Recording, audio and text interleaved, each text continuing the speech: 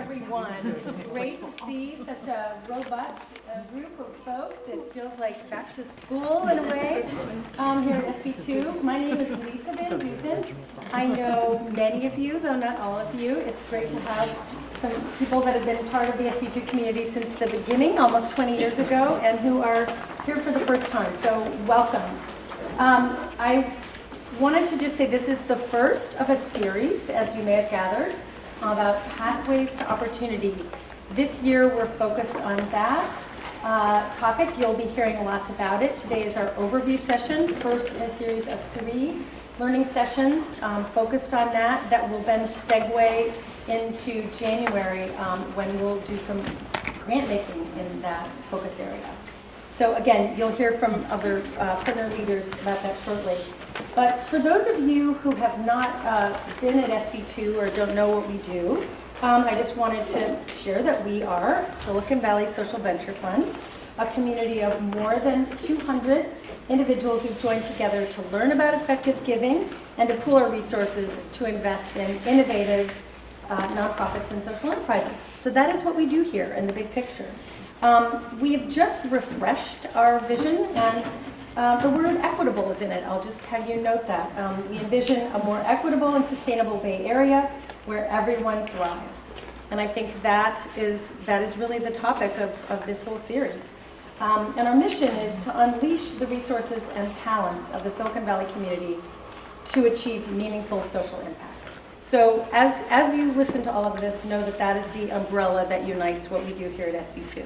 I now want to introduce Allison Elliott, who is a longtime partner here at SV2, who is going to kind of set the stage for what we're doing today and get us going on this wonderful program.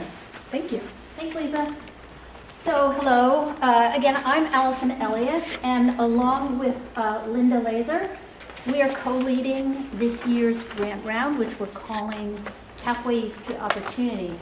Just wanted to mention that you'll see the agenda for today. I'm just going to be speaking for a few minutes, and then we're going to be moving to our panel discussion. We'll have some time for Q&A. And then at 1 o'clock, we're going to ask for some thoughts and feedback from all of you. And the purpose of that is actually to feed into the grant round, which I'm going to talk a little bit more about. But I just want you to know that there is a purpose to, in addition to reflection, we'd really like your thoughts. And then we'll finish up at 1:30. So really this year is all about looking at income inequality here in the Bay Area. And I was really fascinated to find that research shows that there are actually a combination of ways that do help people move from poverty to better economic security. And hopefully we're going to hear about some of those today. But Pathways to Opportunity is really an opportunity for us to take a more solutions perspective to this issue. So the impetus for this focus this year came from several places. First of all, from the partner survey. Partners told SV2 that they really wanted to kind of take a more systems-wide orientation to grant making. And then also the influence of the Giving Code, which really showed us that there's a need for more local funding directed at the vast inequality that exists amidst all the affluence here in Silicon Valley. So over the course of this year, we're going to be looking for answers for these questions. What are the root causes of poverty and income inequality here in the Bay Area? What does research show to be the most sustaining levers for change? And what approaches are supported by evidence that they really work? And then finally, how can we support work that crosses sectors and fosters collaboration? So this Venn diagram is our way of trying to capture what research shows are really the 3 areas that have the most impact on building economic opportunity. So you can see education, workforce development, and career pathways, and then supported by just an underlying necessity to people are able to meet basic needs, and then also the overlooming issue here of affordable housing. Last year, SV2 actually made grants in each of these circle areas. This year, we want to move away from looking within a single circle and focus more on the work being done where the circles intersect. You can see we put some ideas in there with the white letters. So we're beginning this year with 3 learning sessions. Today, we brought in speakers who are going to provide you with a big picture and an introduction to what research is showing and how other funding organizations are approaching this work. Then next month, we're going to take a deeper dive into the intersection here. We're going to be looking at schools that combine their work in education with collaborating with community organizations that help to effectively connect kids and family with vital needs, like after-school care, dental care, job training. And in November, we'll have a panel of experts who are going to focus on this intersection here to talk about innovations that are bringing together industry and education. In here, between November and the end of January, if you have a really strong interest in this area, we encourage you to join our partner research team. And we'll be taking a few weeks to expand our knowledge of organizations that are working within these intersections. Then in December, any partner who is interested in participating in the grant round will have an opportunity to help us choose where our focus areas will be. And then finally, January through April, we'll be doing the work of due diligence and taking a look more closely at potential grantees. So if you have any questions about any of this, please talk to me, talk to Linda, or talk to Jody Chang. And we really hope that you will join us for this learning journey. I have a question, and it's sort of basic, so if I can raise this topic.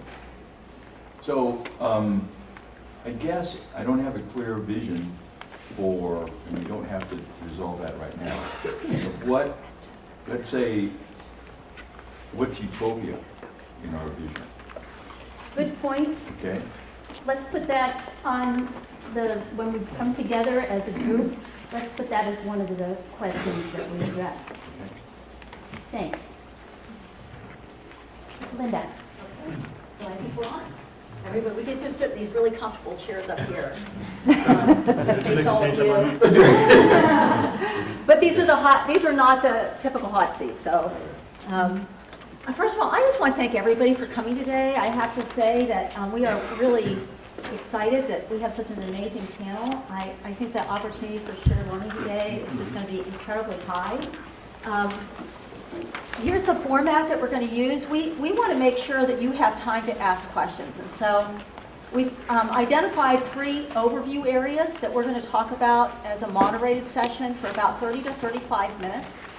And leave about 20 minutes to ask questions. And so as we go through the moderated discussion, if questions come to mind, just jot them down, because we do want to leave plenty of time for you to be able to ask those questions at the end. And then, as was discussed earlier, we'll do a little bit of a reflection on what we found and how we want to apply it at the end also. You have full biographies of all 3 of these distinguished gentlemen. I'm the fortunate person that got the panel with all 3 distinguished gentlemen. So you have biographies of all of them. I'm just going to do a brief introduction of their title, but one of the things we also asked is a fun fact, and they all provided one, and these will just provide a little bit more interest than just their technical credentials. So I thought they were really interesting, by the way. So this is Dr. David Grusky, and I am so excited that he is here today. He is the director of the Stanford School of Humanities and Sciences, but also the director of Stanford Center on Poverty and Inequality. You may have we sent out some curated research and reading resources, and many of those came from the Center of Poverty and Inequality. They are just doing amazing work. As I'm reading in the press right now, I see them quoted everywhere, it seems like right now, so I'm very excited that we can have him here. And here's Dr. Grusky's, here's David's really cool fact. He is a third-generation professor. And then he told me he's married to a professor. And he's got 2 children who he tells me he thinks are both on track to also be professors. Something's wrong. So that's just, I can't imagine what it'd be like to be a fly on the wall listening to your dinner conversation. And then we have Eric McDonnell here, and I am very excited that Eric is here because we all know that the United Way Bay Area is doing amazing work on the ground. And he is the chief operating officer, and so is driving a lot of the whole direction of that organization and the programming on the ground. So he's chief operating officer and executive vice president of United Way Bay Area. And here's his fun fact, that he sang the national anthem at AT&T Park. Whoa! Wow! Good example. I was That's joking really with him ahead of impressive. time that if we had a flag in the room, we might have asked him to do that for us today, but we don't, so we'll not put him on that hot seat. And then last but not least, we have Rick Williams, and of course, has been a wonderful partner of the Sobrato Family Foundation, and Rick is the chief executive officer of the Sobrato Family Foundation. We have a couple of people from that wonderful organization here today with us. Here's some of his fun facts. So first of all, he said when he was younger, it sounds like he was quite a musician. He played 4 different instruments, guitar, drums, piano, and French horn, so Wow. way more than I would have. And then he told me what I could relate to, which he can't play any of them now.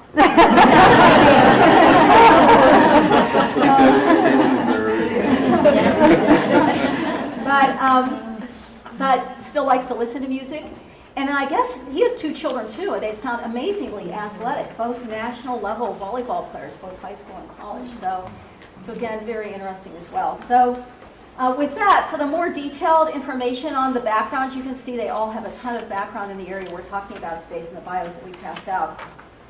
But let's just go ahead and dive directly into the content of the discussion itself. So I actually asked David who to kick us off because I think we read so much in the press about this, but how big of a issue is this really? And so just to get a flavor for not just nationally, but California and locally, just what some of the numbers are, just how the size of the issue. And then quite frankly, I hear it defined different ways too. I hear all these terms like federal poverty level and cost adjusted and so on. So David can maybe help us out a little bit to make sense of all that and understand how big the issue is here.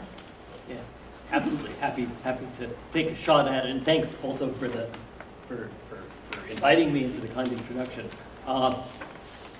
So I'm going to share just a few facts that came out of the Center on Poverty and Inequality's recent conference, in which we sought to compare across the 50 states and see how they stack up on some of the most important indicators of poverty and inequality. And I'm just going to provide 3 facts. And the first is that California comes in with the very highest poverty rate in the country if you use a supplemental poverty measure, which many regard as the country's premier measure of economic hardship, a measure that takes into account cost of living. And I can talk more about that if you'd like. So that's fact 1. Very high poverty in California. We think of California as the land of plenty, and it is that, but it's also the land of poverty. Fact number 2, if you look at absolute economic mobility, there's been a precipitous drop in the amount of that mobility in California. So in research that I've carried out with Raj Chetty and a group of other scholars, we've shown that in the past, about a half century ago, approximately 50% of California's children, when they grew up, would make more than their parents. So they achieved the American dream. But now, if you look again at California's children and when they grow up, only about half, a little less than half, make as much as their parents. And so we're living in a state that has massive downward mobility in a way that's unprecedented. And we got to bear that in mind when we try to make sense of what ought to be done. So that's fact 2. Fact 3, my last fact, is that, and this probably won't come as a surprise, we are extremely unequal in California. If you look at, say, the proportion of total income that the top 1% has, total income in California, that the top 1% has, it's 22.7%. 22.7%. So that means that nearly a quarter of all the income in the state is going to the top 1%. I mean, we well know that income inequality is taking off throughout the country, but maybe it's not quite as well known that takeoff has been quite stark in California. So those are my 3 facts. We're the land of poverty, extreme inequality, and lots of downward mobility. I'll only say one more thing. Is it all bad? Hardly. I think there's lots of opportunity here, and I assume we'll be talking about that. But I think it's also important to own up to the challenges, to the immense challenges that we also face. Okay, that was fantastic, and it is pretty sobering when you look at the numbers. And I would just want to say we are going to talk about why this matters in just a second, but before we do, Eric and Rick, I know you work in these communities, you're pretty hands-on in these communities, so just is there anything you would add in terms of what I would just call from what you see as just trends in your communities that would maybe add on to what we just talked about? Yes, I would. First, thank you for having us, and welcome to the Sobrato Nonprofit Center. Great to have you. Yeah. We need to be doing more of these kind of meetings, having these kind of conversations to really get at the root of these issues. So I would say, and I know Eric's going to chime in, if you build on what David's just articulated, and you roll that down in communities, what you see is communities, the fabric of communities being torn apart. And you add income inequality to high rising housing costs, high transportation costs. And we know in our communities in Silicon Valley that majority of people cannot rent an apartment because they make, if they're making minimum wage, they're making about $700 a month, and rent is a minimum of $1,500 a month. So we know that a mother of 2 is living with somebody, or somebody and somebody, in the communities. And as you walk through the communities and you see what you don't see, you see the apartment buildings, but if you go inside, that's where you get the real picture of that. And I think one of the challenges that we have from a philanthropic standpoint is how do we bring attention and awareness to folks about what's hiding behind the doors of these various apartments. People understand the encampments and where the homeless are, but what they don't understand are that children, there are children that when they get a gift from an organization, I heard one story, he went and bought his first bed. And they asked, why did you spend the money on a bed? And he said, because I had never had a bed. Those are stories that are in Silicon Valley. That's not somewhere else in the country. While I say that, and we'll talk about what David just described also as opportunities, I believe there are some. I believe the potential is here. If we can't fix it here, where else can you? I think there's so much opportunity here. We have the opportunity to really grab young people like that and show them that there's a path forward. What gives me hope and gives me the ability to go to bed at night and wake up in the morning and fight for this another day is that what also is happening behind these doors. And what you see you see the desire in the children's eye and the family's eye. When you talk to them, we walk into their places filled with despair. They are looking for opportunity and hope, and they're grasping at it, and they want it, and they will do anything to get their children there. So with that, how do we harness that? Mm-hmm. How do we move it forward?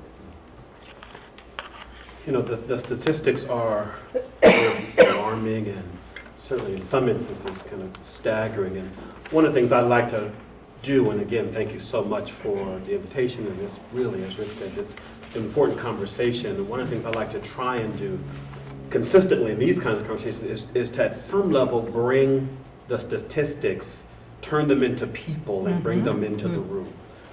Because sometimes it's easy to talk about the numbers, both good and bad. and lose sometimes sight, if you will, of the people. So if I can, just a brief excerpt from a piece that is called Being Poor, that's written by John Scalzi. And it says this: being poor is $6 short on the utility bill and no way to close the gap. Being poor is crying when you drop the mac and cheese on the floor. Being poor is knowing you work as hard as anyone, anywhere. Being poor is people surprised to discover you're not actually stupid. Being poor is people surprised to discover you're not actually lazy. Being poor is a 6-hour wait in an emergency room with a sick child asleep on your lap. Being poor is never buying anything someone else hasn't bought first.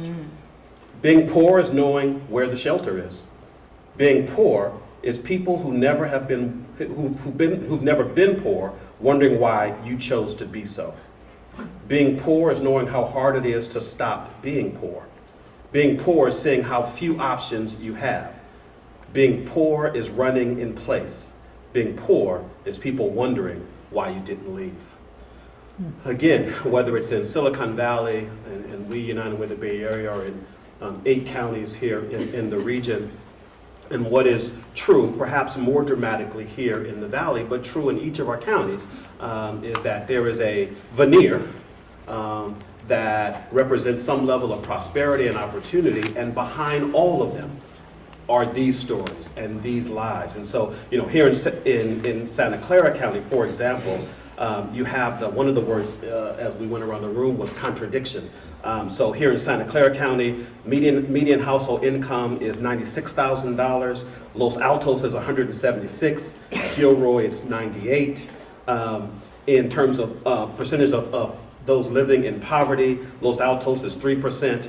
In Gilroy, it's 15%.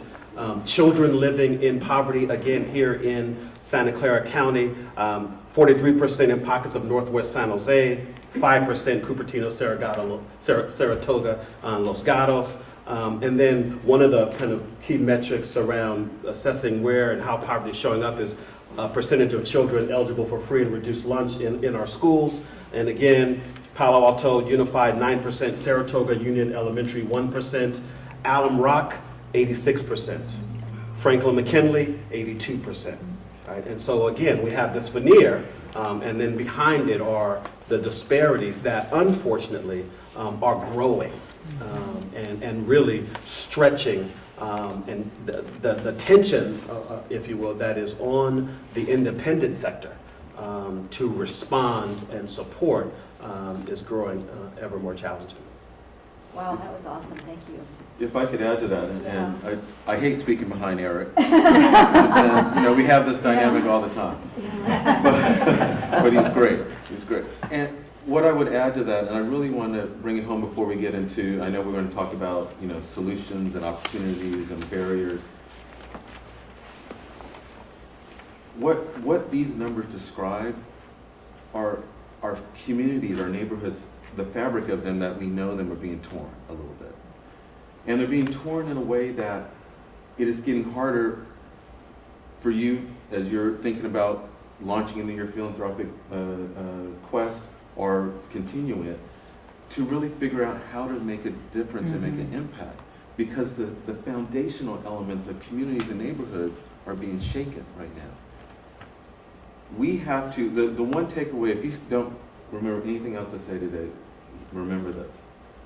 We have to decide as a society if it's going to be okay to have people just work and sleep in a community, in one community, and not live there and own it and be there. If they're just coming in to the valley to work, but they're living and sleeping and raising their children someplace else, is that going to be the type of neighborhood and the type of community and the type of presence that's going to allow us to thrive?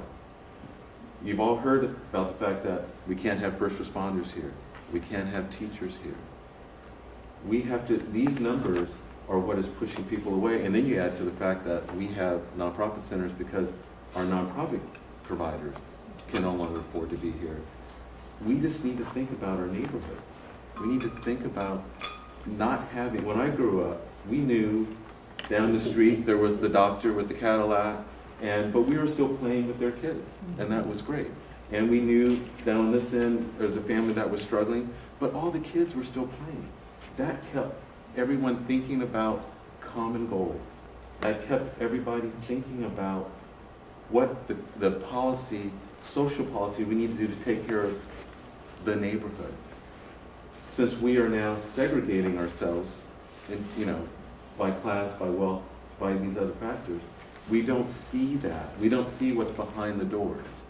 And therefore, when these social or political things come up, we have trouble remembering that we need to think more broadly about how we impact the lives of everybody, not just the people that we see and know. So I wanted to put it out there because every time I hear numbers like this, I just get stirred up because we got to remember this is about our neighborhood right now, and we're in a turning point, and we need to figure that out. I know. No, I think that is fantastic, and actually, though, that we are going to get into an opportunity discussion in just a second. But one thing I guess I would like to just ask as a follow-up to that is I do think there are different motivations, right, for why we may all. I mean, obviously, you all here, you're all here. But I mean, part of it can be sort of like I connected very personally with the story, right, of what it would be like for a person walking in their shoes, right, or the kind of community or neighborhood that I want to be part of, right, connected strongly with that. And I guess I would say, in addition to those motivations, are there other things? Like I actually do wonder if things keep going, if we don't do some of the things we're going to talk about in a second, what the valley might be like in the future. And if there are things, even from a research point of view, I know at Stanford's talked about, there's potential for even, crime going up or social unrest or, right? So I'm just wondering if, from the point of view of even just, going into the future, the kind of place we all want to be part of and want to live in our neighborhoods. If there's other things as also that it's just in terms of our own, place of living for the next, 10 years, if there's other things that maybe through what you're all seeing and the trends you're seeing and the research you're seeing, if there's other things even in addition to those things that are just really important for us to know about so that we understand the real motivation to do the things we're about to talk about and take action on, right? So is there anything else you would add? I mean, those things to me were very, very compelling that we're just sharing. I'm just wondering if there's other things that anybody would like to add on top before we move on. It was in 2012, Tavis Smiley, Cornell West, released a book that followed an 18-month, 20-city tour. And they called it a poverty tour, where they really wanted to get kind of an on-the-ground appreciation for the face of poverty across America. And as a result, wrote the book that's called The Rich and the Rest of Us, a poverty manifesto. And again, 2012, I commend it to you for what it's worth.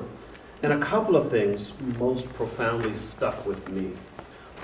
One, they make the case, which I lean towards agreeing with, that if the disparities continue to widen, that it is not economically sustainable for any of us. That the system will crumble on itself. And then it's not socially sustainable. That we will find ourselves in these stark, them and us, these stark, extreme poverty and extreme wealth. And I remember as I was reading it, I had recently come back from a trip to South Africa. And one of the things that struck me just viscerally, coming off of the plane at the airport in South Africa, was the proximity of extreme abject poverty, shanty towns and wires that held the walls together, and wealth, Aston Martin dealership, across the street from each other. I just struggled to get my brain around how is this possible? That people on this side of the street literally live like this, and people on this side of the street are trying to decide if they're going to spend $150,000 on a car. And so the book kind of highlights, and the last point I make is, it also highlights or kind of notes the fact that right now there are 1% of our citizens control 42% of our wealth, and that 400 citizens, 400 individuals, 400 citizens amass and own more wealth than the bottom 150 million citizens in America. Again, it's not a matter of whether that's fair or unfair, right or wrong. No, that's just not sustainable. And I think we're at risk. I think that's totally compelling argument. And I think that poverty and extreme inequality is very much an economic and social problem. I'd like to add one further reason why, as if we needed more, one further reason why we should all be deeply troubled and worried.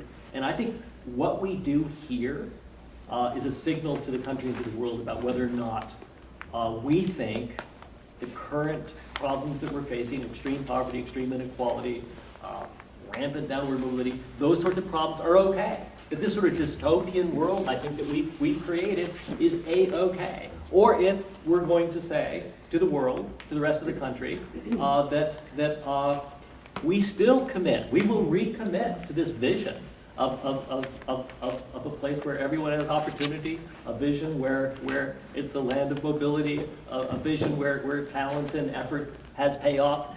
We're going to really commit to it. It's not just something that we say every 4 years when the election cycle comes around and it's just platitudes. It's actually something that we believe in and commit to.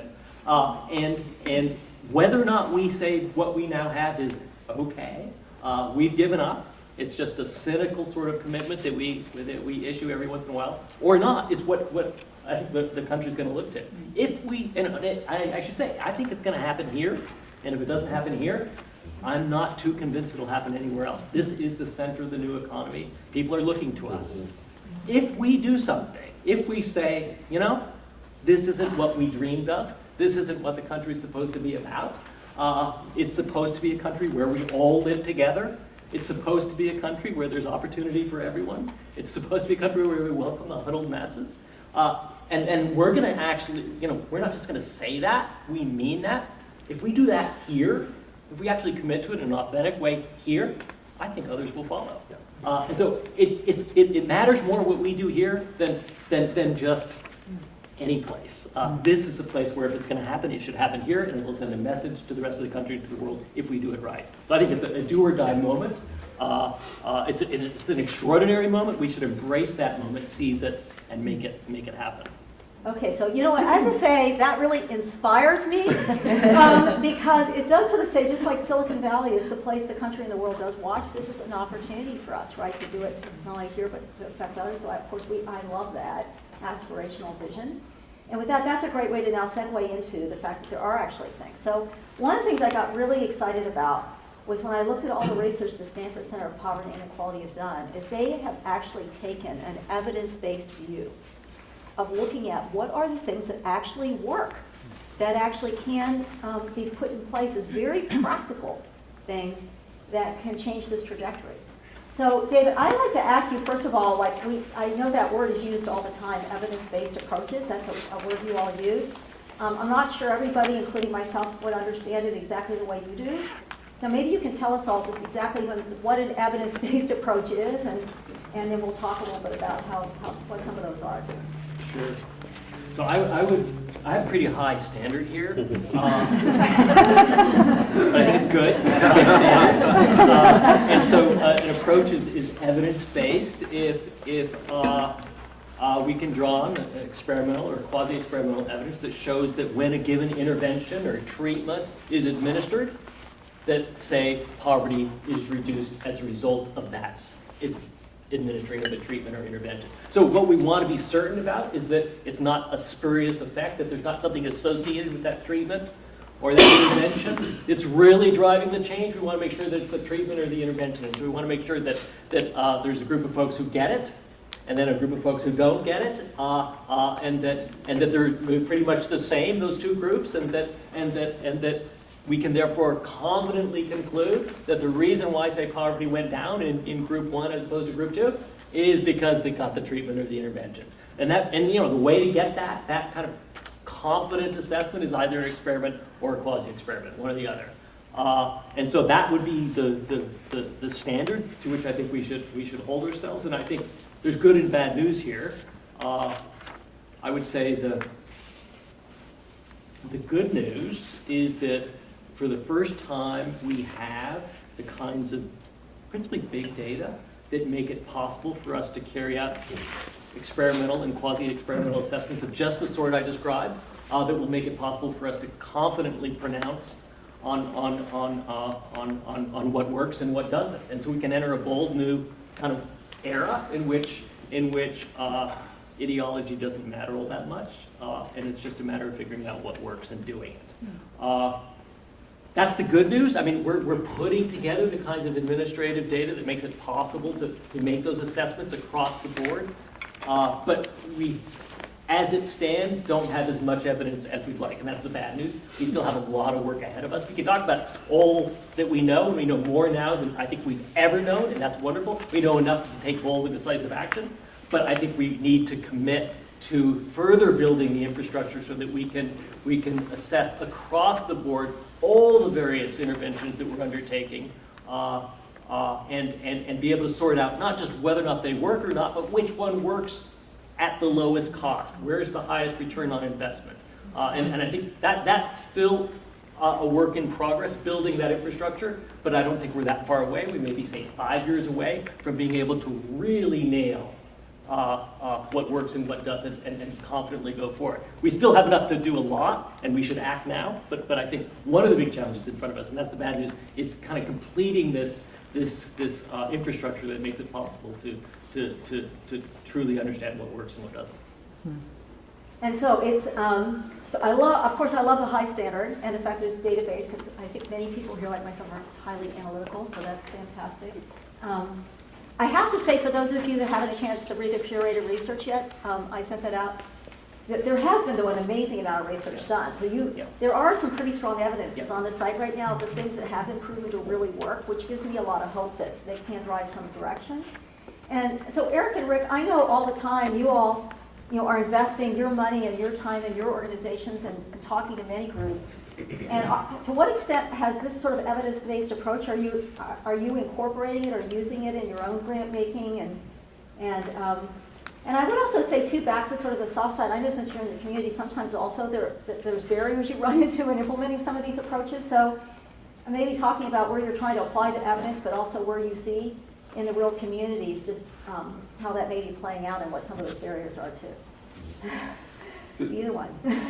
So for us, this is an interesting topic area when I was thinking about it going forward. There's a lot of talk about evidence-based practices and what works, and we like to use the term best practices, even though we know that the gold standard is evidence-based, and what David just described to you is absolutely correct. But on the street, there's sometimes where we then have a dilemma in putting some families get this and some families don't get this, when we know generally we want to make sure they're moving directly. So we have that kind of social dilemma, but that doesn't take away from what David's describing. We also know, and this is really important. So I would say the challenges we have with what's going on in the data space are a couple. One, we have historically in the philanthropic community not funded, underfunded, ignored the data capacity of our community partners. So now, philanthropy has now decided we only want to do stuff that you can prove, but for the last 20 years, we have not given them any means to tell that story and prove that. And so we are stuck in this place where the correct thinking about how to change social problems has arrived, but the capacity to realize that is still way behind. So that's one challenge. It will, as you embark on this path, and again, I can't say enough about why this is so important. And it touches on what David said earlier. And so I'm going to do a quick digression, and then I'm going to come back. Because the hardest job I have is trying to bring money into Silicon Valley. I go around the country trying to say, we have problems here. We are going to make it right here. Come and play in our sandbox. We're not coming here. You guys got money's running down the street in Silicon Valley. So we're going to have to fix this ourselves. I also tell the story, there's probably two places in the country where it's a hard time finding money. Silicon Valley and Hawaii. Hawaii, because it's always a boondoggle, but if you go over there, the needs of the native Hawaiians, they're getting pushed into the center of the island or into the ocean. Yep. It is absolutely criminal what's happening over there. You can't get money over there. Silicon Valley ranks a close 2 or 1B. So we're gonna have to fix it. So that was my little soapbox digression. The other thing that I would say around data that's made it very hard is the things that we do know that work, and the things that over time have improved, like EITC and some of the other critical programs, are now under such incredible assault that government sucks and nothing works. And it's going to become really important for you to find a way to dig through that and understand what is truth, what is not truth. There are incredible programs that have lifted people out of poverty in ways that are universally accepted and acknowledged from a data standpoint, from a research standpoint. But if you pick up the paper or look on TV, they're being blasted. And so why we wouldn't do more of them is going to be for us to figure out how to tell that story in a different manner. So those are the data issues.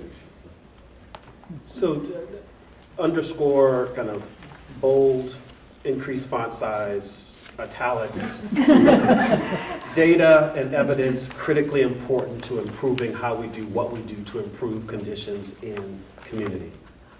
And that said, social engineering, which is what I call kind of the work that we are trying to do, is far from an exact science. Sorry, I keep referring to books, but Putnam wrote a book a few years ago, Our Children, and the narrative woven through it is his own experience from his own hometown of his daughter and another child, same experiences broadly stated, and one went this path and one went that path, and kind of that, puzzling question, kind of what went wrong.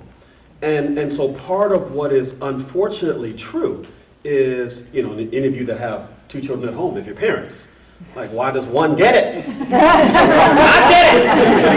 It's the same lesson! And again, play that out across so many dynamics that are not as controllable as we'd like them to, not as predictable as we'd like them to be. And so certainly the need to be as informed as we possibly can is absolutely true. One example for us was we back in 2009 launched our first what we call Spark Point Centers. There are one-stop financial stability and capability centers where we were clear, based upon some research that Annie Casey and the Center for Working Families had done, and this general approach and notion of bundling services.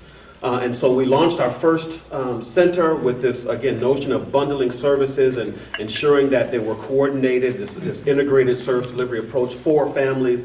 And we put it in, the first one was Lions Creek housing development. And we put another in a family resource center. We put another in the Department of Human Services in Contra Costa, all trying to test kind of the efficacy of this approach in these different settings. And one of the things that became clear to us probably after the 3rd year is that all bundles aren't equal, right? That just bundling for bundling's sake, good idea, but what we what we learned and experienced as the bundling that more quickly accelerated families up the economic self-sufficiency ladder were 2 things. One, the bundling of career preparation and coaching with education.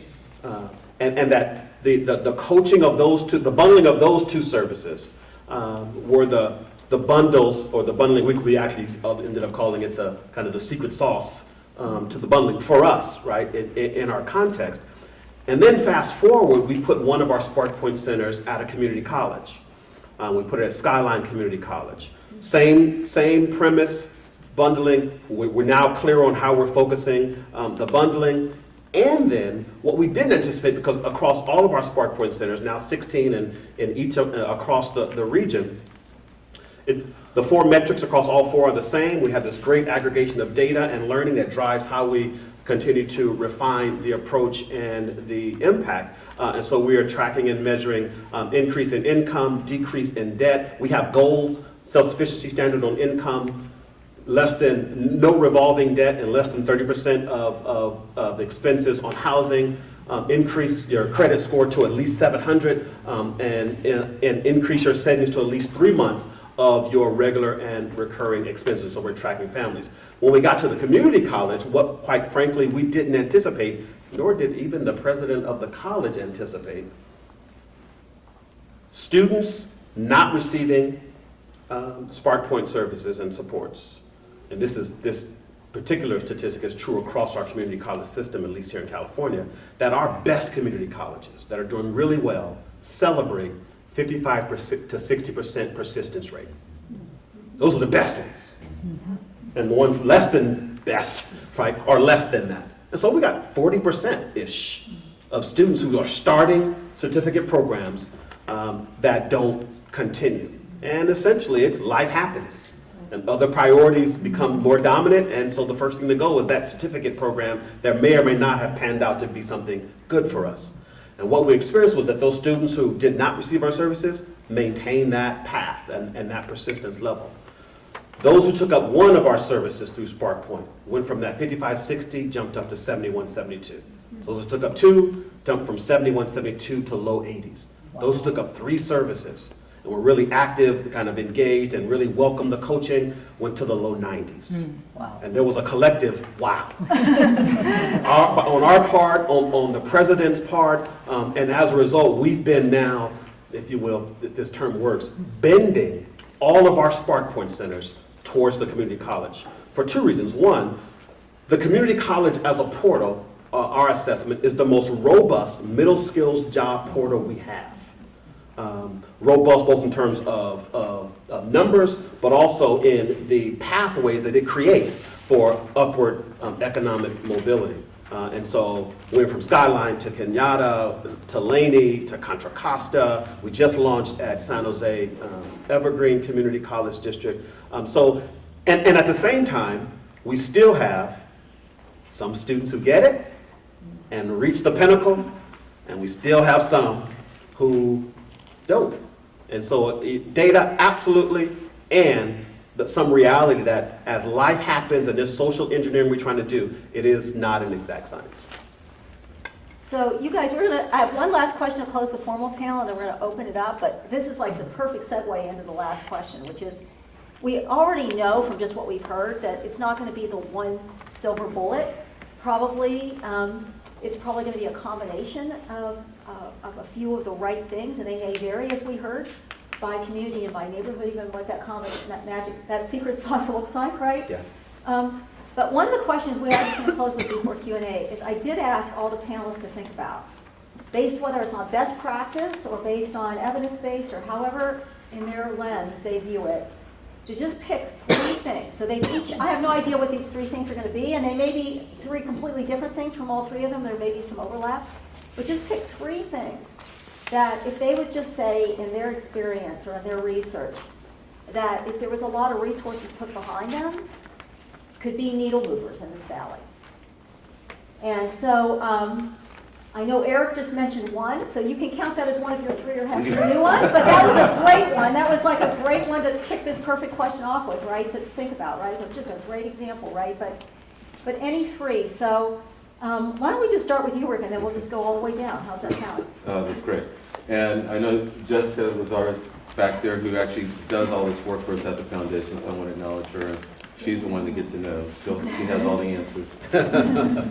I would say my 3. Small business entrepreneurship. I think our ability to go into underserved, under-resourced, low-income communities and tap into their desire and their passion for running their own thing and owning their own thing is going to be a game changer. What we do know from a data standpoint is that women-owned businesses do more for communities than any other business. Women-owned small businesses that you help start take care of communities. So how do we invest more in that? Well, part of the challenge is that we got to build a capacity. We got to do, there's a lot of stuff in there. It's not going to be easy work. It's not going to be work that is on a straight line.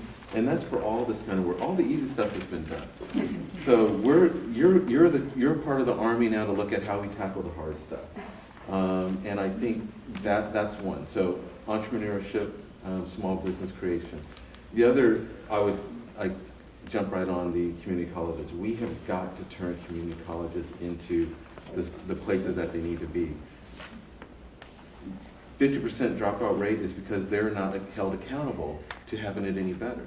They're not measured, their funding is, nothing about how they are funded or supported has anything to do with them worrying about the matriculation of their students through the school. If every dollar was dependent on the kid either getting a BA or getting a certificate that moves them on to a career, those numbers would jump dramatically. That is not, their job is to get them in, and then we've asked them, well, I love community colleges, so I'm not putting them down. I think they are they are the engine for us right now. So that's second. And then in this particular space, we need to do more on the education is key. A lot of you are doing education. We do education, so I don't want to discount that. So I didn't want to use that as one of my third, because education, you got to get people educated. So I went to getting people banked and financial literacy. How we can go into communities and help them engage with private banking institutions so they stay away from payday lenders, they stay away from whatever's happening at the street corner, they stay away from all that. And what we do know, not by the gold standard research, but what we do know empirically is that individuals that are connected to a bank that have been frequently frozen out of a bank relationship, that are connected to a bank, they stay with that bank for a long time. And so what we try to tell financial institutions is that they make their money by moving you up through the loan tree. So they get you in your deposit, eventually they hope you get a loan, and then they go on da-da-da-da. What we found, why they tend to avoid this population is because they don't like $100 deposits. They don't like $500 deposits. But over time, these individuals turn those $500 into $1,000. It's setting, if we frame the expectations of banks in terms of making how much they make off of each individual account to how much they can make off of the breadth of accounts, then we can actually go into communities, get them away from payday lenders, and have their provide them with the stability they need to go forward, and that will then prevent them from having to deal with the inevitable occurrence. Car gets broke, someone gets sick, and they are thrown completely off track, which is what we try to avoid. So those are the three: banking, community colleges, and micro-enterprises, entrepreneurship. Thank you. All right, David, so we're expecting 3 great evidence-based Yeah. I've read your paper, so I know you've got at least 3 great ones. Well, I tried to figure out what Rick and not be replicative. So I love everything that Rick said. I didn't correctly predict on all accounts, but I won't repeat what Rick said, but that doesn't mean that I don't totally love it. So here are my 3. First off, I think we need to be the center of evidence-based policy.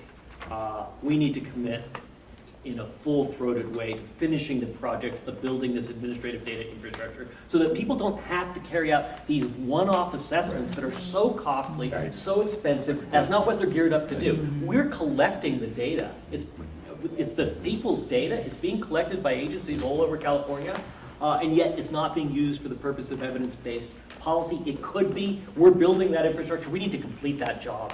It's really important that people come up with new ideas, but it's also really important that we have a tool, a machine for assessing which ones work and which ones don't. Or all that innovation goes for naught, right? So we got to finish that project. So that's job 1. We should be the center. Where else should it be? It should be here, that we're the center of evidence-based policy, that we're the center of American pragmatism. Just what works. That's all we care about.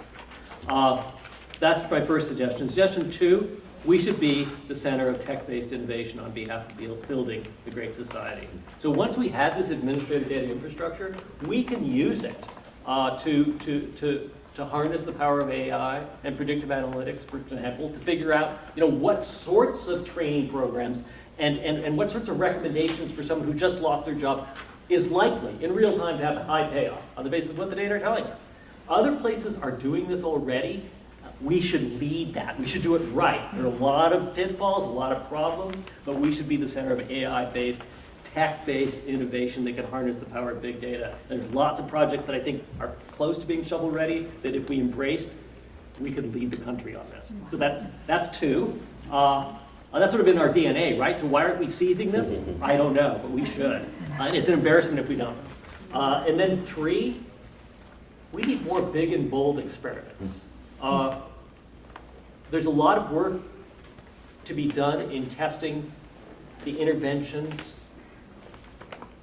that are already out there, and that's immensely important, and that's what my first two suggestions were all about. But we also need to think in big and bold ways. And that goes back to my early comments that we're facing massive challenges and problems, right? And it's a bit fashionable now to think that we can solve all these problems with a nudge and a tweak. It's a bit of magical thinking. Maybe that's right, and that's why this big evidence-based tool is important. Perhaps a nudge and a tweak is all we need. I'm open to that possibility, but I think we need to make many bets. And we need to have a few bold experiments in play that recognize the magnitude of the challenges that we face and see whether or not those bold experiments are the right road forward. So I'll just lay out one of them, and it gets back to one of Rick's comments. What's happening part and parcel with this takeoff in income inequality is that we're becoming ever more segregated. The rich living with the rich, the poor living with the poor. That's not what this country is supposed to be about. And we ought to undertake a big, bold experiment in desegregation. Why doesn't, for example, Facebook and Stanford get together, have a community on Stanford land? We have plenty of it, right? A community where teachers and firefighters and professors and the people doing the food service work, everyone lives together. Let's see if this works. Why aren't we doing that? Yeah. Why aren't we doing that?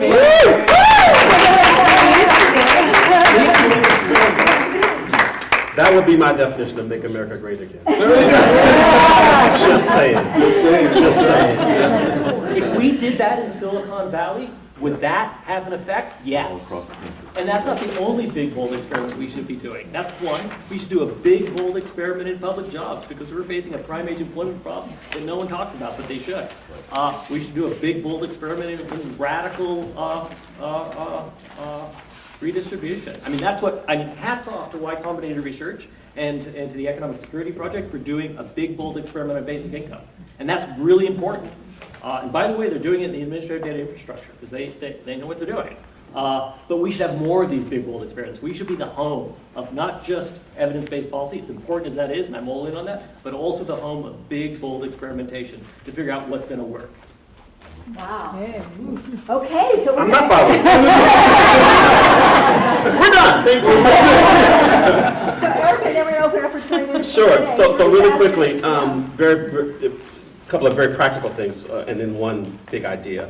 One on the policy front, very basic.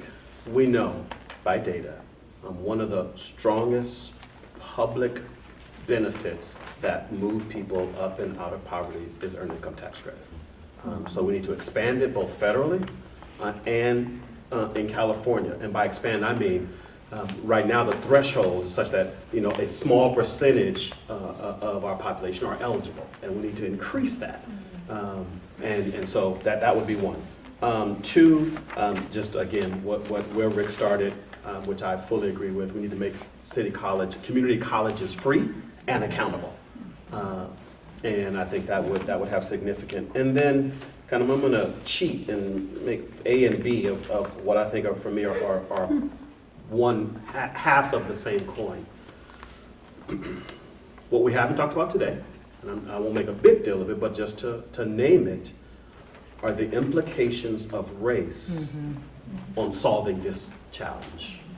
And we've got to figure out how to get at that in ways that are community building versus divisive, right? And related to that is we got to continue to work hard to make this the of, for, and by the people democracy it was designed to be. because it's worked its way towards a few. And that, again, is counter to what we're trying to develop in terms of a society that we all live in and enjoy. Great. Can I say two things real quick? Yeah. And I'll be really quick, so I want the Okay, sure. Q&A, this is fun, but Eric just triggered on them, and so did David's comment. A couple things real quick. One, the reason why you see a lot of passion here is that, as I go around the country, we have the opportunity to do it here because there's enough wealth and resources here. We're not in, and I don't want to disparage any city, but we're not like in Detroit. We're not like in XYZ place where you have to really steal from Peter to pay Paul. There's enough wealth here that we can do this and get this all done. So that's one thing I want to say real quick from a mindset standpoint. The second is on this college, make community college free. I go out and I ask people to think about that concept. I know I've got a lot of rhetoric in the election, all that stuff. How many, 100 years, 2 years ago, we decided 12 years of college, 12 years of education is the right level. And now we are in the 2000s, and we are fighting to say 2 more years when we need kids to be technology ready, mature. I mean, all the essence, we're talking about 2 more years, and it's become a political football instead of looking at, would it be beneficial, looking at our own children, if they had been able to stay in it. So we need to stay out of the political rhetoric and look at what is helpful, a 200-year practice or a change that may actually tweak and advance us going forward. So I just want to add that, because this is all about a mindset that you guys are entering. It's all, the work that I do and the work my staff do, it's about how do we, giving money is the check is the easy part. It's doing this stuff, trying to figure out where stuff goes, why it goes there, pulling back, peeling the layer of the onion to get underneath it, to figure out why are we going in this direction. That's the hard work, and I'm just thrilled that you guys are here to take this on. So, Yeah. All right, now So, okay, thank you guys, first of all.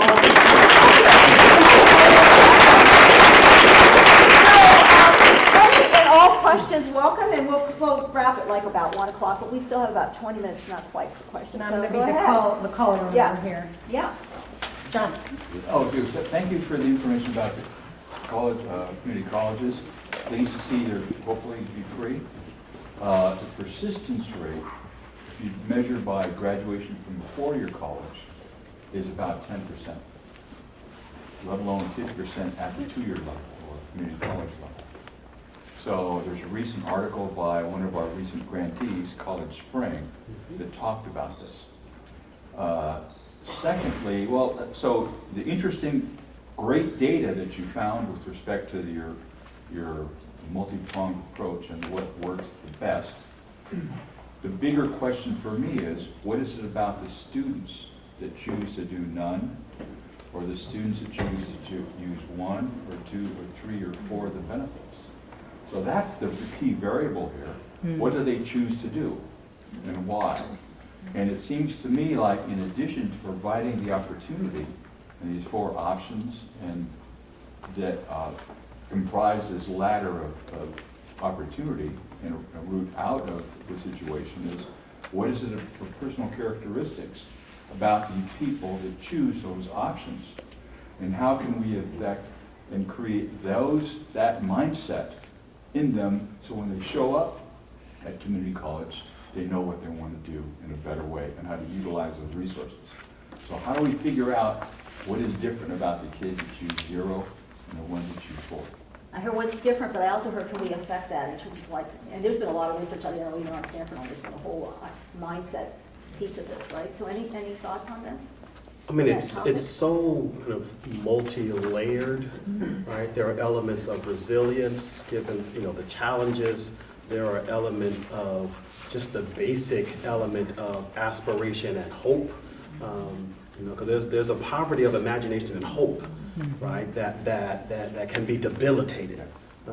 And then there's just the elements of aptitude around being able to grasp and climb, the academic part of the equation. So part of it is understanding as best we can which or all of those are at play in any given moment and then trying to address them. But it's not again, a simple, So, Mr. straightforward. McDonnell, I didn't expect you to have an answer. Yeah. But what I meant was to say, I'm defining another a big question with respect to big data. How can that help us? What are the social, Sure. socio, emotional, psychological factors that Yep. help determine aptitude for choices for success? Okay, Kimberly, and then Lisa, and Well, this then. is kind of related, because I was intrigued that you're focusing on community college versus sort of early education. If you're getting to community college and you're at a remedial level, your chances of success are compromised.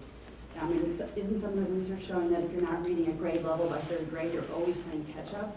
So I would assume that affects your ability to succeed in community college if the educational system has failed you, from the early grade. So is there any evidence about maybe focusing on early education versus? So I was asked to just repeat it quickly, just so that Yeah, for that please. video. So great question about the role of early education and the fact that there's been all this research on third grade reading scores are a huge predictor of the ability to not be playing catch up the whole way through, not just making it through high school, but even not doing remedial work in community college. So any thoughts on that? Well, I think I didn't want to speak for Eric, but he was describing that particular program, which is geared toward the kind of older adult. We do work education down the pipeline, down earlier on, and I think a lot of foundations do. Packard's a big player in that. Gates is a big player in that. There's a lot of players in that, and I think you're exactly right. We can't start early enough to help build that through. In terms of this forum, where we're finding our challenges is finding enough qualified teachers to go in those underserved communities, finding enough high-quality schools that are effective in those communities, and we're looking at that. And we're agnostic to the type of schools, public, private, charter, Catholic. We don't really care. What we want is every child should have access to a high-quality school with teachers that want to be there. And are we prepared as a community to look at our funding of schools so that schools in underserved districts can pay the top-notch teachers, and so they don't all go to the higher paid districts? That's a societal question that we need to decide. I won't go into that because that's a whole bigger thing. But I think the answer to your question is yes. We need to start lower, and we can't start soon enough. Well, and the challenge is against a backdrop of an unfortunate reality. Yes, absolutely. Early intervention, early childhood, and all the way through. And yet, I often liken the kind of the grand work that we do from a picture or visual. We're working alongside a river. And downstream people are falling in, right? And we need work. We need policy work. We need practice work all along the continuum, right? So for me, it's not an either or, it's an and, right? We need early childhood, we need middle school interventions, we need, right? So ideally we have, enough of us collectively thinking and assessing that, and have not necessarily some agreements, but understanding that you're there, and I'm here, and they're here, and we're supporting a continuum, because unfortunately people all along that are still falling in. And we've got to figure out how to rescue them and support them. Could I take a shot at saying that less eloquently? I guess there are many critical junctures in the life course. The early life course is immensely critical, and the evidence behind that is overwhelmingly compelling. But there are other junctures, like, for example, that moment when you're transitioning from training to the workforce is a critical juncture, and that's a moment when there could be high payoff intervention. So I think part of this kind of new science of understanding where our interventions will have the biggest payoff is understanding that there are lots of moments which are critical junctures and when you can get a big return on investment. Early childhood, clearly one of them, but not the only one.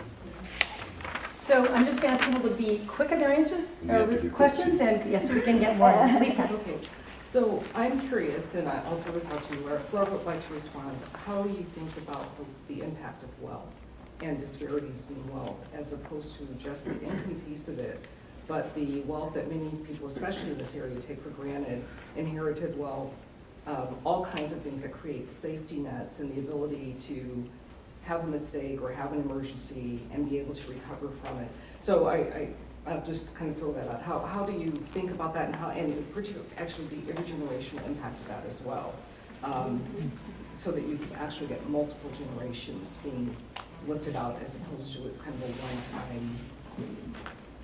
You're just making me smile. Right? Yeah, absolutely. I mean, Sorry for quick the camera. answer. The question was impact of wealth and intergenerational wealth and how you start thinking intergenerationally about wealth and making an impact. So go ahead, I'm sorry. Two quick things. One, it's for that reason that we take a two-generation approach in our work. So we're working both with the children of the home as well as the adults and their financial stability capability and their students and their educational pathway and the reinforcing intersection between those two things. And then the second thing is a key pillar of our economic and financial stability work is around accumulating wealth.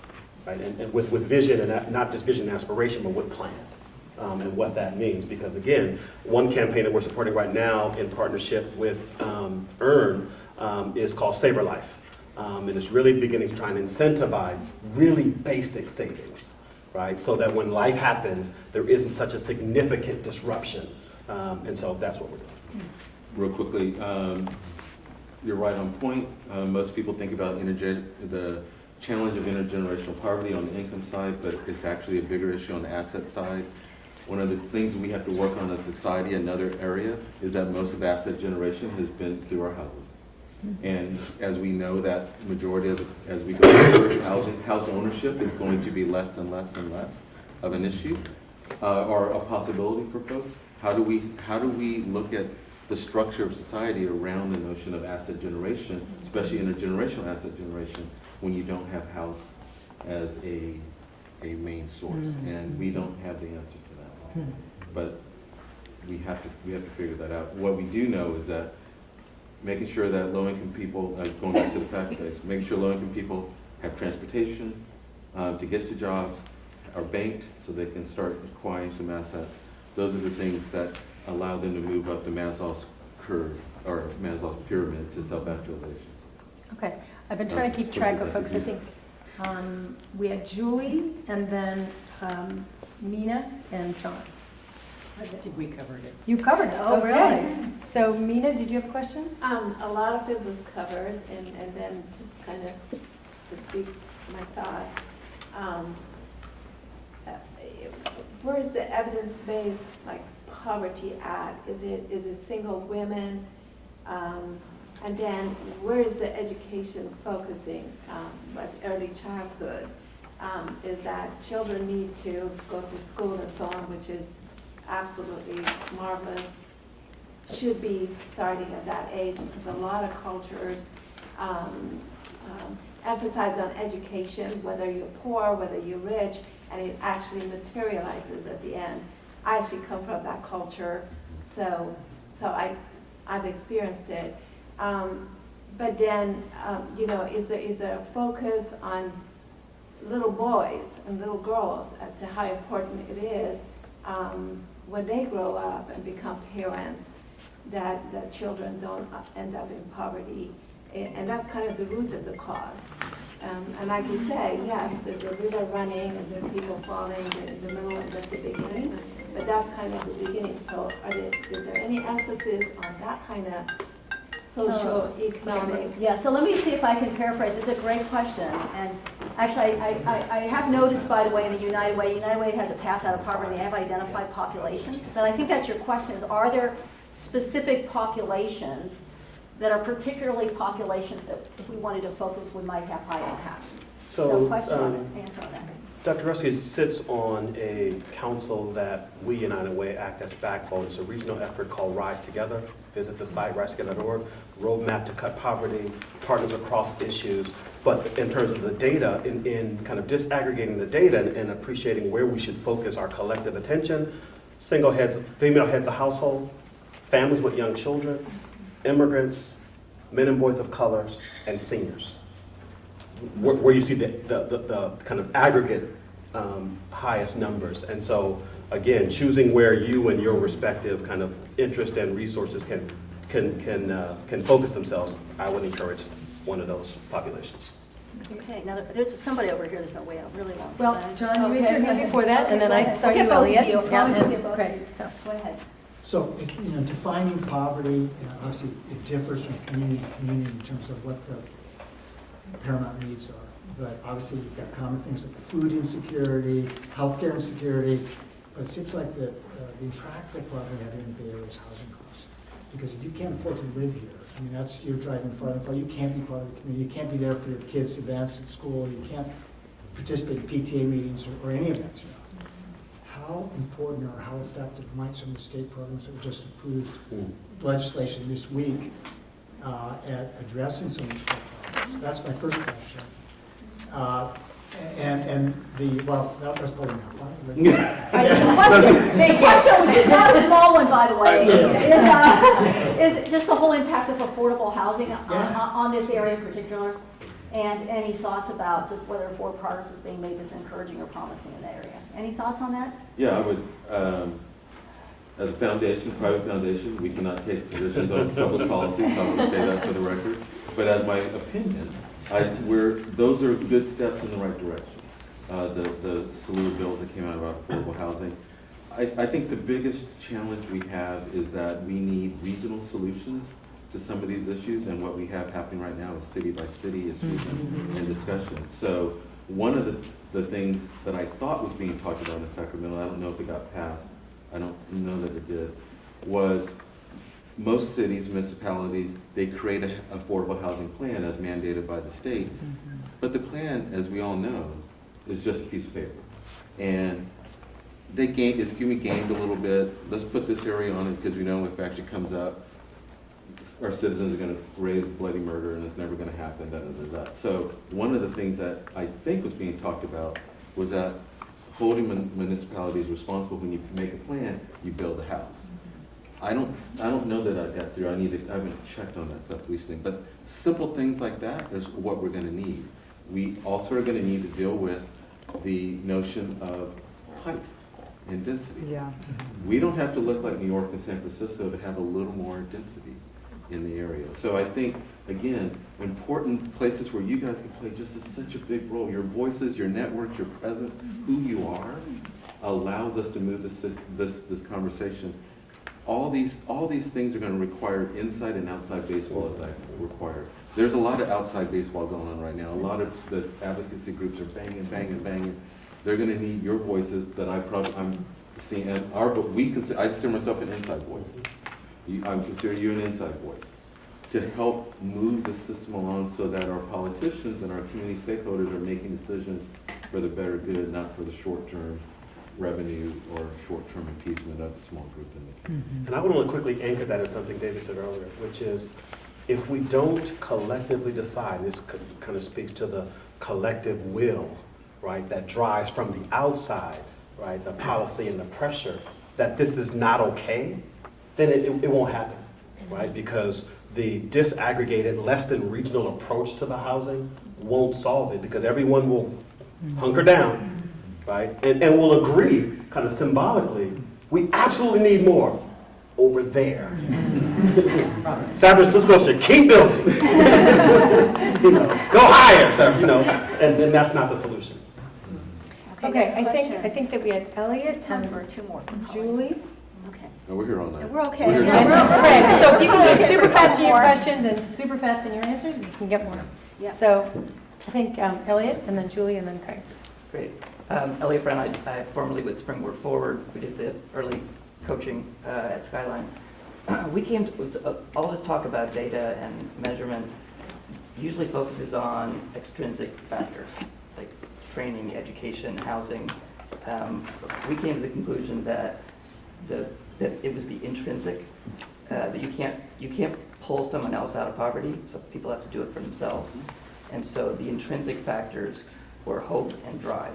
And I'd love to get your comment about that idea and whether that's getting measured. So that was sort of similar to John's Yes. point. Yeah. So any comments? So for the camera, the question is using data to measure the things that are intrinsic, like hope and drive, in addition to just the external. Any thoughts on that?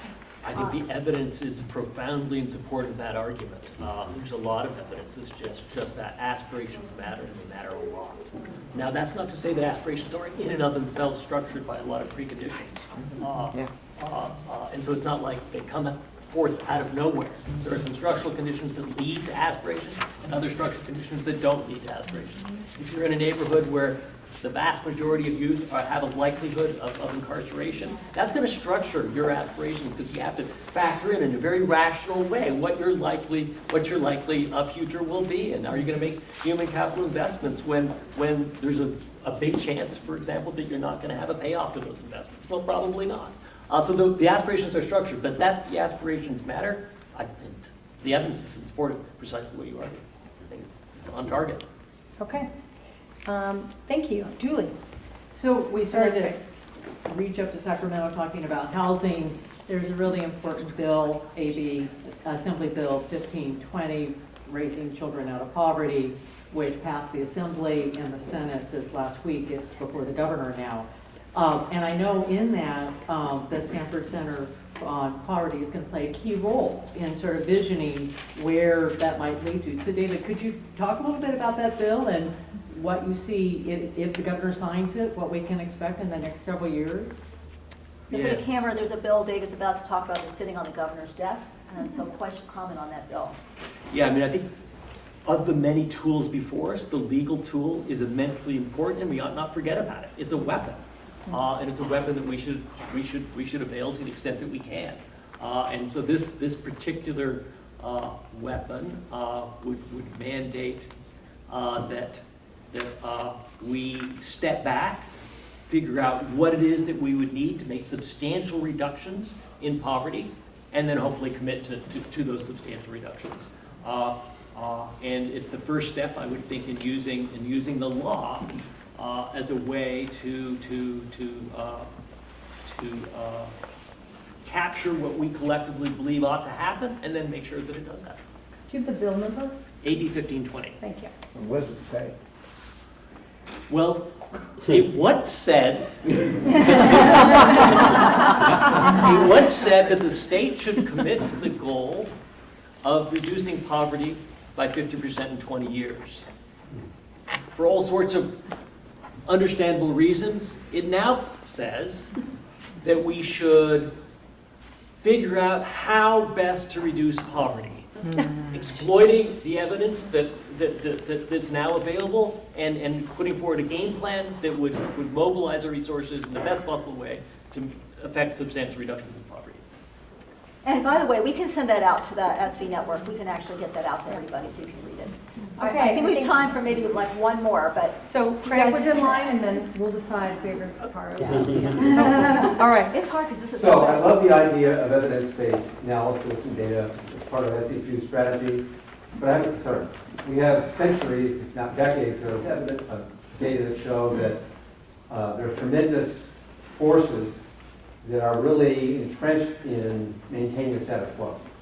And you throw all the evidence, all the data you want, and it doesn't change the beliefs or the actions of major constituents who have a strong interest in maintaining what's going on.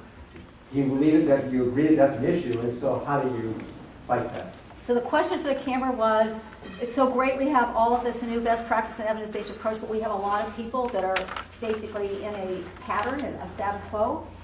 So how do we, I hate to use the word market, but how do we think about thinking about the influencing of that status quo given all this new research and all this new evidence? Any thoughts on that, you guys? It's a great question, by the way, in terms of, it's a great question. Not a full answer to the heart of the question, but one of the many really concerning moments in our societal trajectory. Wow, that was big, right? Was, I want to say it was the year that Time Magazine, the person of the year was you. Now, they didn't create that culture, but they reflected what has become, unfortunately, my perspective, right? An unfortunate perspective that is about me and the self-preservation and my own stability and capability, etc., unfortunately at the expense of others. And I think that's underpinning, right, that desire for the status quo. Because as long as I'm fine, then others can fend for themselves, or bootstraps and all those other things. So I think that's a significant piece of it, yes. And I think it is about, it goes back to something I said earlier, which is kind of the spirit and intent of the democratic process and society, where it's up for it by the people. We've got to continue to raise that voice that doesn't accept that status quo. Yeah, I was going to just add to the last point that Eric just made, because that's where I was going with the question. It's a great question. It's absolutely right on point. The silver lining of where we are right now is that there are a lot of people trying to figure out how do we get back to civil society, civil discourse. I think what we're running into, my opinion, is that we have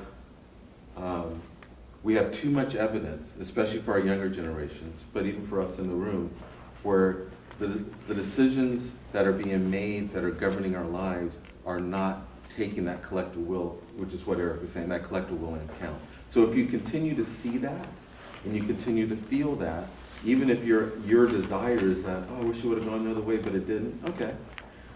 Then you get to the point where, well, I got to take care of me and mine. And so I was just having a conversation with colleagues at the Hewlett Foundation, other foundations, last night over dinner, trying to figure out is this a top-up strategy that we need to figure out how to change this kind of discourse, or is it a bottom-down strategy, or is it a little bit in the middle? But until we get to the point where we have this, we're kind of lost. The challenge we have, though, and this is, again, why philanthropy, and I love people coming to philanthropy, but it's hard work. I'm trying to say it's hard work. How do we get, so to answer your question, to make a change, we need people to have a conversation about that moves them from their conclusions to facts. We all have conclusions, but not all of them are facts. So first we have to have that conversation. And then once we have that conversation, that we get a set of facts, we then have to have a conversation about willingness and acceptance and maybe a little empathy for the other. That takes a lot of time, both of those two. But once you get there, you could probably have then a constructive conversation that moves a dialogue forward about how we should move together as a community and neighborhood. How do we get and I don't know the answer to this, how do we get people to invest in the step 1 and step 2? How do we get them to come out of their house and invest? Because what happens, that takes a incremental amount of time, takes some good facilitation, takes probably a lot of alcohol, whatever is involved to get 1 and 2 done. But that's how you get there. And we don't have the answer to that. Hopefully someone in here or elsewhere, that's what we need to do. So all of us talking about it is going to get us there. So we're going to, by the way, we are going to have till 1:30, so we will have time for 5 or 10 minutes for those of you to be able to ask your questions maybe individually. Maybe we birth something here, though, which is the whole idea of household, kitchen table, and neighborhood conversation, which is a cool concept. But with that, what I want you guys to do is just pick one person sitting around you, anybody you want. And there's a piece of paper I think all of you should have gotten with 2 questions on it. It looks like this. And this is really an important part because you can have all the learning in the world, but this is the application piece of our learning, right? So we want you to have a conversation with just another person around you, and then every one of you just take a few minutes to jot down just a couple of notes on this piece of paper to answer these 2 questions. So one question is just what did you take away as some key learnings from what you heard today, some ahas? And the second is just what are some areas of impact, right, that you have interest in wanting to explore more? Because as they mentioned, we over the time of this grant round, not probably till December, but at the end we're going to have to pick a couple of these areas. So we're trying to assess where there's interest in some of the opportunity areas as well as capturing some of the learnings. And we're going to use tech, by the way, and once you have all your sheets of paper, please give them to me or somebody here at the front of the room, because we're actually going to put all of that in a compiled Google Doc. So all of you can see all the learnings together and all of the thoughts together. And for people that couldn't be here today, we're going to have them add on to the Google Doc so we can all be learning and capturing together. So just, we'll do that for like the next 15 minutes. I'm probably going to call time at around 1:25 or maybe a little before 1:25. So just 10 minutes, 10, 15 minutes to just talk between yourselves and doing your sheet paper. And then we'll wrap up. Thank thank you all. Thank you for your good questions, for being here, for giving your feedback and your ideas. I can see they're still coming out. And as Linda said, we will be capturing that. So that'll be on the inside of the My SV2 portal for partners. And it's meant to be something, if you thought of something today or forgot to say something today, you can then continue to add it. And if you are not a partner, we hope you will become one. And if you just want to send it in to one of us, feel free to do that and we'll try to add it. So it's very much the capturing of the wonderful thinking in the room up here and all of you. We will have the audio for this, again, for partners available in a day or two. And we will have the video in a week or two. We're a little slower on that. Shout out to the Media Center who's doing their videotaping. And I want to say thank you to each of you and to Linda. Where are you? Well, these guys were amazing. I mean, amazing, right?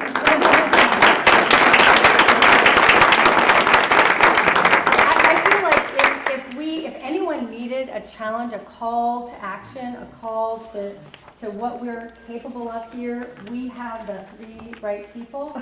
And being the center of something, I think we're the center of some amazing talent and determination. And the hope and drive is sitting right up here, and I know it's sitting out here too. So here's to onward. So a small thank you as you take your notes on all this tough philanthropy stuff. A little bit of an SV2 notebook for each of you. Give me a little paper. Thank you so much. There we go. So thank you, and write brilliant thoughts, and then share them back with us regularly. And we wanted to point out some upcoming events. Up there you'll see we have a number of things going on, and on our website on the events tab. We hope you'll come. One noteworthy one is on October 4th, our fall gathering. It will be at Oshman Family JCC in Palo Alto. We'd love to have you. As was mentioned earlier by Allison, we have an amazing lineup. We're converging on dates, don't quite have them, but will very soon have dates for our October session in this series on education, and then in November on workforce development. All the overlaps, getting at these levers. The banking one, we haven't been so much thinking about, which was super helpful. We also have some impact investing events, one in the city jointly on the 27th, and more coming. So look ahead for that. Another point is in the spring, we will have a series on advocacy. So you heard some discussion of the levers of that, and we're going to be learning more and more about what you can, what you can't do with the advocacy toolkit, just as we added impact investing. We're excited about that.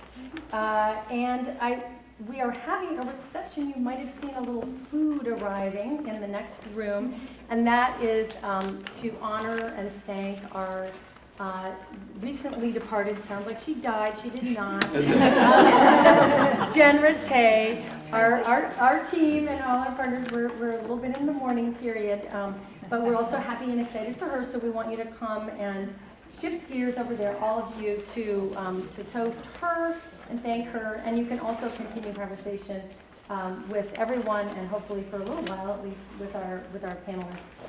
So with that, I'll just say thank you for being here, and come back again soon. And just thank you so much for helping with Pathways to Opportunity.